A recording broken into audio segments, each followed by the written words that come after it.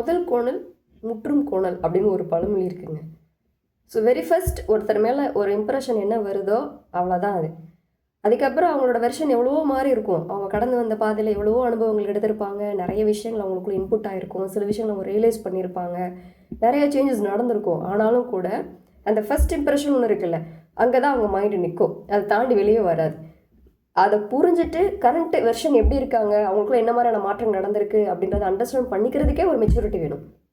So அவங்களுக்கும் அந்த maturity இல்லை அப்படின்னா அந்த உறவு பலப்படுறது ரொம்ப டஃப்புங்க. ஒரே மாதிரி தான் இருப்பேன், நான் இப்படியே தான் இருப்பேன், இப்படியே தான் நான் இருக்கேன் அப்படின்னா ஒன்றும் பண்ண முடியாது. 2 விஷயம் நடக்கணும். ஒன்று, உங்களோட பழைய வெர்ஷன் வந்து மாறி புது வெர்ஷனுக்கு வரணும். கரண்ட் சிச்சுவேஷனுக்கு அடாப்ட் ஆகணும். சில விஷயங்களை நீங்கள் அண்டர்ஸ்டாண்ட் பண்ணிக்கணும். இப்போ அவங்க என்னமா இருக்காங்க, முதல்ல என்ன மாதிரி இருந்தாங்க, இப்போ எப்படி இருக்காங்க, எவ்வளோ சேஞ்சஸ் அவங்களுக்குள்ள நடந்திருக்குன்றத முதல்ல நடக்கணும். சேஞ்சஸ் நடக்கணும் ஃபஸ்ட்டு.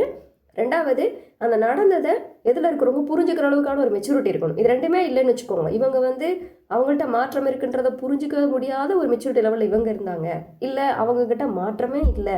இது 2மே வந்து உறவை பலப்படுத்தாதுங்க. கண்டிப்பாக அது பிரேக் அவுட் ஆகிடும். ரொம்ப நாள் இந்த உறவு வந்து ட்ராவல் பண்ண முடியாது. ஸோ 2 பக்கமே அந்த விஷயம் நடக்கணும். இந்த பக்கம் வந்து மாறணும், வெர்ஷன் மாறணும்.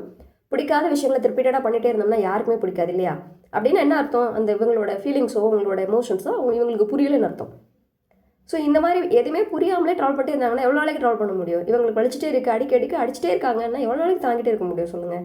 இவங்கள்ட்ட ஏதோ ஒரு விஷயம் வேணும்னு ஆசைப்படுறோம், அது நடக்காதுன்றது கன்ஃபார்மாக தெரிஞ்சிருச்சு, ஒரு சேச்சுரேஷன் பாயிண்ட் வந்துருச்சுன்னா அவ்வளோதான், இந்த உறவு வந்து பிரேக் அவுட் ஆகிடும். ரொம்ப நாள் ட்ராவல் பண்ண முடியாது. கிளியருங்களா? ஸோ இவங்களும் அண்டர்ஸ்டாண்ட் பண்ணிக்கணும், இவங்களும் சேஞ்ச் பண்ணிக்கணும். அப்போ தான் அந்த உறவு நல்லாயிருக்கும். இது எந்த உறவு, எல்லா உறவுக்கும் இது பொருந்தும். கணவன் மனைவியாக இருக்கட்டும், இல்லை அம்மா மகளாக இருக்கட்டும், என்ன ஒரு விஷயமா இருந்தாலும் சரி, இது வந்து எல்லாருக்குமே பொருந்தும். புரியுதுங்களா? ஸோ கரண்ட் சிச்சுவேஷனை அண்டர்ஸ்டாண்ட் பண்ணிக்கோங்க. அந்த உறவை பலப்படுத்துறதுக்கு கொஞ்சமாவது முயற்சி பண்ணுங்கள். இல்லை போனால் போட்டோன்னா அது உங்களோட சாய்ஸு, அது ஒன்றும் பண்ண முடியாது. கிளியருங்களா? தேங்க்யூ.